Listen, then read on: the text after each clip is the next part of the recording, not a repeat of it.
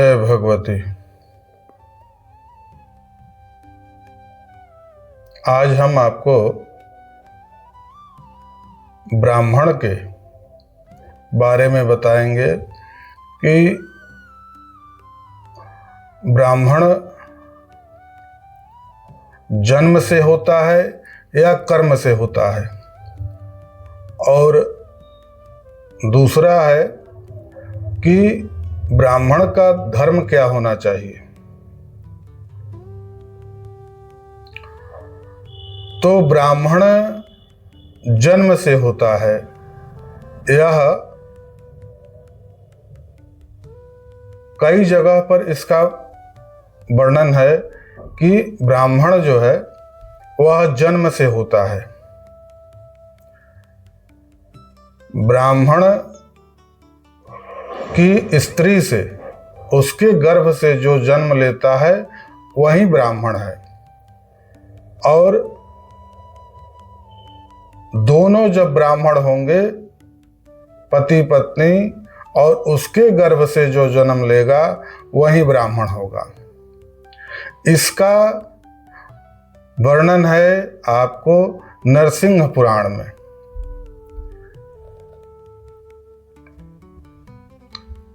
नरसिंह पुराण में इसका वर्णन है। हालांकि इसका वर्णन कई जगह पर है, मगर आज हमने इसको पढ़ा है कि नरसिंह पुराण में 253 पृष्ठ संख्या में श्लोक संख्या है 18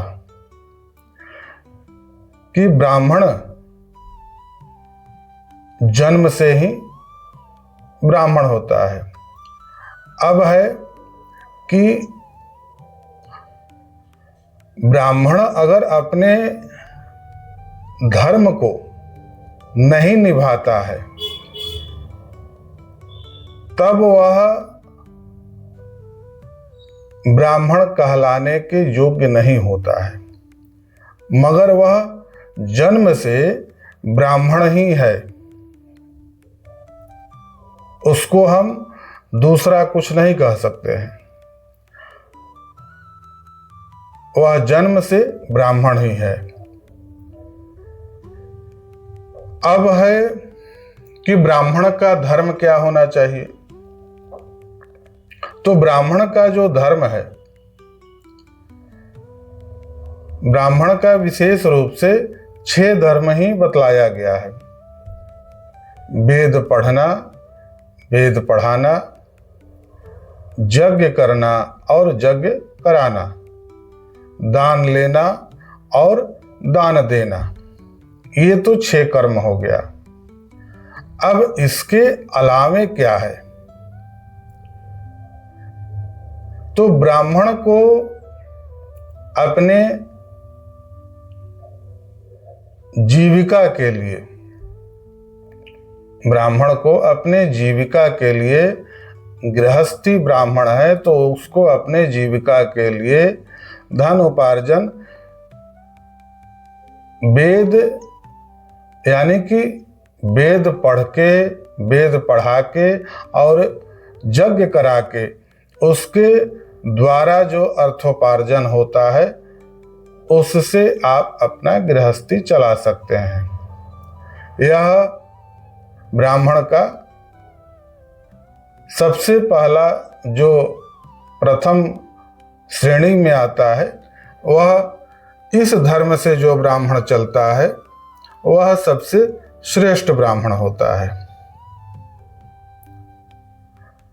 दूसरा है कि अगर आप इस विद्या से अगर आप नहीं चलना चाहते हैं गृहस्थ धर्म में रह करके, तो आप, दूसरा है कि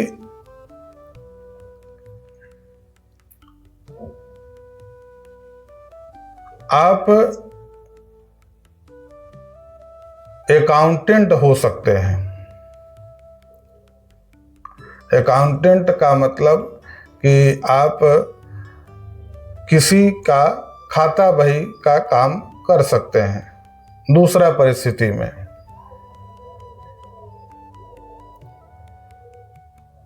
उसके आगे आपका जो है कि अब इससे भी अगर आगे आप जाते हैं तो विशेष परिस्थिति में अगर वैश्य का काम आप कर रहे हैं,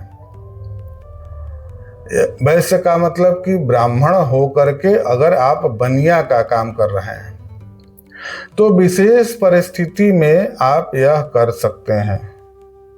आपातकाल की स्थिति में जब आपके पास कोई दूसरी साधन नहीं हो तब आप इस कार्य को भी कर सकते हैं, मगर आपके अंदर वह ब्राह्मण वाला धर्म होना चाहिए। अब ब्राह्मण का जो विशेष धर्म है कि उसको सत्यनिष्ठ होना चाहिए, विशेष रूप से उसको सत्य बोलने का आदत होना चाहिए, सत्यनिष्ठ होना चाहिए, उसको अपने धर्म के प्रति पूर्ण विश्वास होना चाहिए। अगर उसके सामने धर्म का विरोध हो रहा है या धर्म का कोई मजाक उड़ा रहा है तो उसको उसका विरोध करना चाहिए, यथासंभव उसको विरोध करना चाहिए।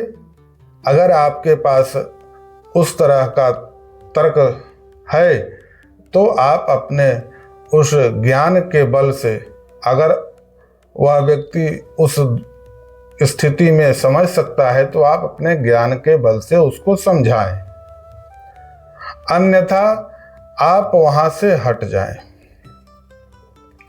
जो ब्राह्मण धर्म का, जहां धर्म का विरोध हो रहा है, धर्म के बारे में गलत टिप्पणियां हो रही है, अगर वह ब्राह्मण होकर के उन चीजों को सुनता रहता है तो वह ब्राह्मण कहलाने के योग्य नहीं है।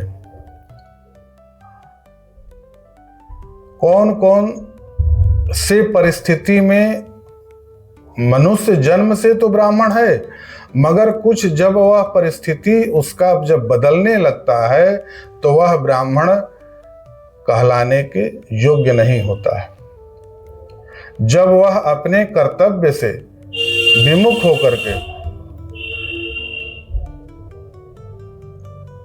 दूसरे दिशा में जाने लगता है या अपने लाभ के लिए वह धर्म का अपमान वह सुनते रहता है तो वह ब्राह्मण कहलाने के आदि नहीं है, ब्राह्मण कहलाने के लायक नहीं है। जो केवल अपने स्वार्थ के लिए और स्वार्थ से या डर से, अगर आप यह सोचते हैं कि हम धर्म का अपमान हमारे सामने हो रहा है, इससे हमारा क्या मतलब है या हमको इससे क्या लेना देना है, तो कई ग्रंथों में ब्राह्मण को सर्वश्रेष्ठ बतलाया है। तो ब्राह्मण सर्वश्रेष्ठ क्यों होता है? इसलिए होता है कि वह अपने धर्म पर चलता है और लोगों को भी चलाने की कोशिश करता है। मगर जब ब्राह्मण खुद अपने धर्म से, अपने कर्तव्य से विमुख हो जाए तो उस ब्राह्मण का धर्म भी उसका रक्षा नहीं करता है। जब आप धर्म का रक्षा खुद नहीं करेंगे तो धर्म आपका रक्षा नहीं करेगा। ब्राह्मण को ये 6 कर्म से क्यों जोड़ा गया? क्योंकि आपको खुद पढ़ना है और पढ़ाना भी है लोगों को, आपको यज्ञ करना है और कराना भी है, यानी कि आपको धर्म का प्रचार करना है। मगर आप अगर अपने धर्म से खुद विमुख हो जा रहे हैं या लोगों के दबाव में आप धर्म का अपमान आप सुन रहे हैं, तो आप ब्राह्मण कहलाने के योग्य नहीं हैं। अगर आप ब्राह्मण हैं, कथावाचक हैं या आपके पास जो भी योग्यता है जिससे आप लोगों को धर्म का ज्ञान देते हैं और विशेष परिस्थिति में जब कभी ऐसी परिस्थिति आती है कि धर्म का अपमान होने लगता है और उस जगह आप चुप रहते हैं, आप अगर नहीं कुछ बोलते हैं, तब आप ब्राह्मण कहलाने के अधिकारी नहीं हैं, क्योंकि धर्म के रक्षा के लिए आपको ये कार्य सौंपा गया। और आप अगर खुद या तो लोभवश या भयवश अगर आप धर्म का अपमान अगर आप सुन रहे हैं, तो आप ब्राह्मण कहलाने के योग्य नहीं हैं। आज हम आपको केवल ब्राह्मण के बारे में ही बताए हैं। इसके आगे आपको ये भी बताएंगे कि जो वास्तविक संत होते हैं उनका क्या स्वभाव होना चाहिए, उनका लक्षण क्या होना चाहिए। जो धर्म का प्रचार करते हैं उनका क्या लक्षण होना चाहिए।